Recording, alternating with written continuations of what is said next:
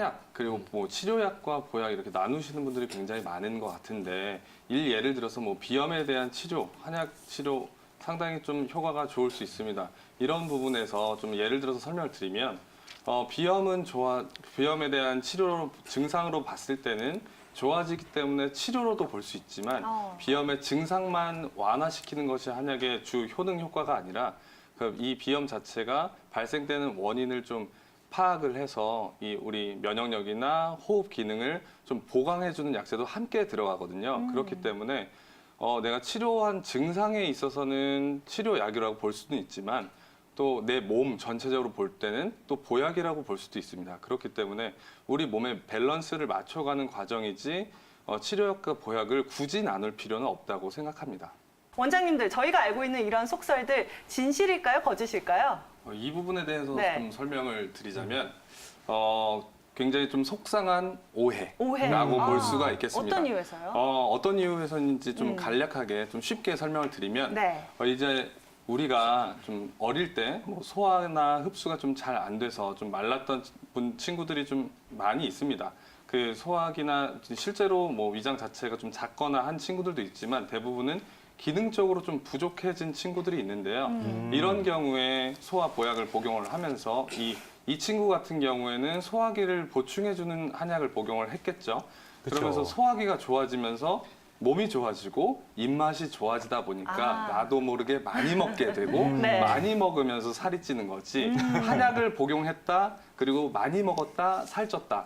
이 사이에서 나는 내가 많이 먹었다 부분을 쏙 빼고 한약을 복용해서 내가 살이 쪘어요 라고 대부분 말씀을 하시는데요. 네. 이 부분은 사실 뭐 약간 오해라고 좀 볼 수 있을 것 같고요. 이 방송을 보시면서 오해를 조금 푸셨으면 좋겠습니다. 네. 그리고 일예로 제가 가장 좀 많이 처방하는 그 환자분들 중에 체지방 과다, 이렇게 좀 체중 과다이신 분들이 있는데 이런 분들은 사실 한약을 복용하시면서 충분한 감량을 하시기도 하고요. 이런 분들 중에 살이 많이 쪘지만 체력적으로 부족해 주신 분들도 그 녹용이 포함된 한약을 복용하시는데 그냥 이렇게만 봤을 때는 보약인 것 같지만 네. 또 살도 빠질 수 있거든요. 그렇기 때문에 한약이나 그 보약을 복용하면 무조건 살이 찌고 안 좋아진다. 이런 거는 속설에 불과하다라고 볼 수 있겠습니다. 실제로 이 보약 때문에 한의원을 내원하시는 환자분들 어떤 상황들이 좀 많았나요? 네, 지금은 이제 10월 중순에 접어들고요. 그렇죠. 이제 한 달 뒤면 대망의 또 수능 아, 시험입니다. 그렇죠. 네. 네, 요즘 같은 경우에는 사실 수능 시험 때문에 그 하루 종일 앉아서 공부를 하고 운동할 수 있는 시간도 없고 머리 칼로리는 굉장히 많이 쓰면서 가만히 앉아만 있는 이런 부분 때문에 점점 지쳐하는 수험생들이 굉장히 좀 많습니다. 요즘 같은 그때는 저희 한의원에 내원하시는 분들 중에 대다수가 이렇게 수험생 보약을 위해서 내원하시는 분들이 많고요. 실제적으로 보면 수험생 보약은 이런 처방이다라는 처방은 특별히 없습니다. 한약 같은 경우는 쉽게 설명을 드리면 전문 테일러샵에 가서 맞춤 양복을 맞춘다고 생각하시면 될 것 같습니다. 딱 정해놓은 처방은 없고요. 오늘 같은 경우에는 소화기가 좀 안 좋아서 설사가 잦은 친구, 지금 환절기이기 때문에 비염 때문에 공부하기 힘든 친구 이렇게 두 친구가 내원을 했었는데 이런 경우에는 같은 처방을 쓰진 않고요. 부족한 부분을 좀 보강을 해주면서 머리를 좀 총명하게 해줄 수 있는 이런 처방을 쓰고는 합니다. 보약 같은 경우에는 보약은 십전대보탕 등의 대표적인 처방이 있지만 이런 한 처방만 쓰지는 않고요. 한의원에서 정확한 한의사의 진료를 통해서 내 몸에 꼭 맞는 한약을 처방하기 때문에 보약이 필요하다라고 생각이 된다면 한의원에 꼭 내원을 하시는 것이 좋을 것 같습니다. 그렇다면 이 보약을 처방받을 때도 주의해야 할 점들이 있겠죠. 그럼요. 내 몸 내 체질도 모르고 저 꼭 이 약재 넣어주세요 하시는 분들도 계실 것 같은데 원장님들 주의해야 할 점들 어떤 것들이 있을까요?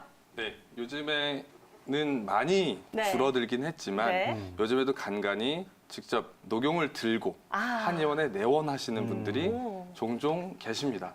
저도 그 녹용을 그분의 한약에 넣어서 해드리고는 싶은데요. 네. 근데 이 녹용이 과연 어디서 어떤 인증 절차를 거친 어떤 과정을 거친 약재인지 제가 판단할 수 없기 때문에 이런 약재들은 저희가 임의대로 한약에 첨가해드릴 수는 없습니다.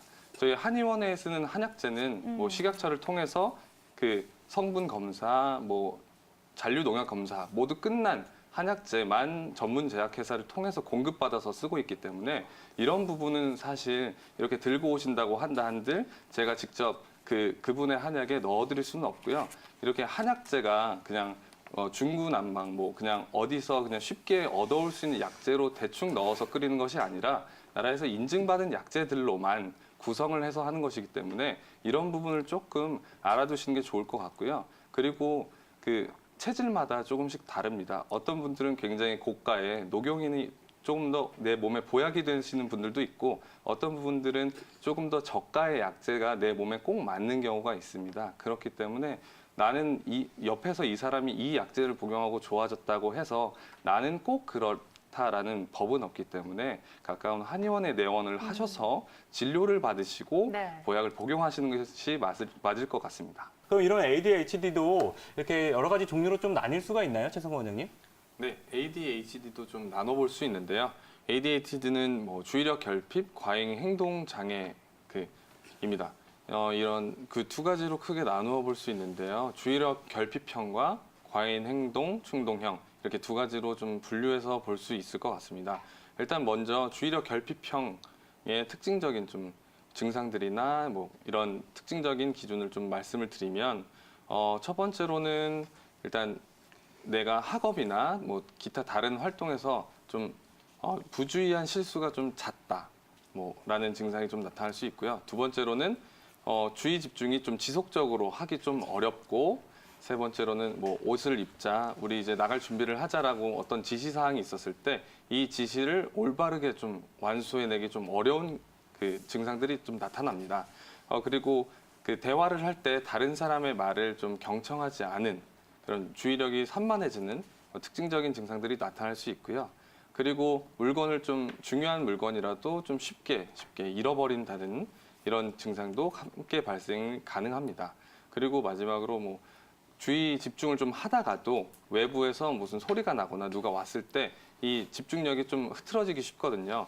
이렇게 뭐 한 가지의 증상이 뭐 나타났을 때 바로 ADHD다라고 말할 수는 없지만 이런 특징적인 증상들이 뭐 한 6개월 정도 지속됐을 때는 좀 의심해 볼 필요가 있습니다.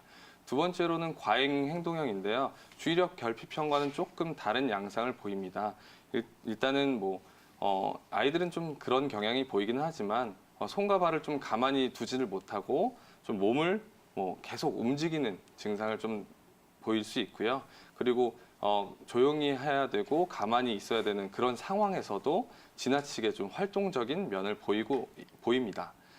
그리고 오히려 좀 주의력 결핍형과는 좀 다를 수도 있는 부분인 게 지나치게 좀 수다스러운 경우도 있고요. 말을 하는데 뭐 쉽게 자주 많이 끼어든다든지 하는 증상들도 보이기도 합니다. 그리고 부모님들이 꼭 이런 말씀을 하실 때가 있는데 얘는 생각하는 것보다 행동이 더 먼저 가는 것 같다라고 말씀을 좀 해주시기도 해요. 그래서 생각보다는 좀 행동이 먼저 나가는 증상도 함께 발생할 수 있습니다. 그리고 특징적으로 학교에서 내 차례를 좀 기다리지 못하는 경우가 많고요. 그렇기 때문에 이런 증상들 때문에 학교에서 교우 관계가 좀 원만하지 못한 경우도 있습니다. 뭐 이거 하나만 속한다 그래서 바로 ADHD다라고 말할 수는 없지만 이렇게 크게 두 가지로 분류를 하고 치료를 좀 다각도로 접근하기 때문에 만약에 이런 증상들이 내 아이가 한 6개월 정도 지속되는 것 같고 걱정이 된다라고 하신다면 가까운 한의원 또는 의료기관에 내원하시는 것이 좋을 것 같습니다. 가족들의 훈육이라든지 아니면 가족들의 보살핌으로는 네. 치료가 어려운 것 같아요. 아무래도 꼭 치료를 받아야 되겠죠? 네, 맞습니다. 훈육만으로는 좀 어떻게 보면 적절한 치료가 어려울 수 있고요. 그리고 부모님의 그때 기분에 따라서도 네. 좋게 나갈 말이 좀 안 좋게 나갈 수도 있고 그렇죠. 이게 또 아이에겐 악영향으로 더 증상의 악화로 돌아올 수가 있습니다. 그렇기 때문에 이 ADHD 같은 경우에는 꼭 치료를 해야 된다고 생각을 하는데요. 네. 일단 치료를 해야 되는 이유에 대해서 조금 더 구체적으로 설명을 드리면 조금 전에 말씀드렸듯이 단순하게 부모님과 아이만의 노력만으로는 좀 쉽게 극복하기는 조금 힘든 질환입니다. 아이가 일부러 지금 그런 증상들을 보이는 것은 아니거든요. 그렇기 때문에 이 부분은 치료를 꼭 해야 되는 질환이고요. 그리고 치료되지 않은 경우에 뭐 대다수는 아닙니다만 성인으로까지 이어지는 경우가 있습니다. 뭐 내가 돈 관리를 잘 못한다든지 쉽게 좀 잃어버리거나 뭐 중요한 일을 잊어버리거나 내가 중요한 상황에서 대화에 집중을 못한다든지 성인기까지 이행될 수 있는 부분이 있기 때문에 꼭 치료가 필요하다고 생각을 하고요. 그리고 뭐 주의력 결핍 장애든 과잉 행동 장애든 어떤 형이든 간에 올바른 성격 형성과 사회화를 위해서는 꼭 치료가 필요합니다. 그리고 원활한 그 공부, 학습, 그리고 학교 생활을 위해서도 이 부분에 있어서는 더 이상 지켜보면 안 되고요. 치료가 필요하다고 생각합니다.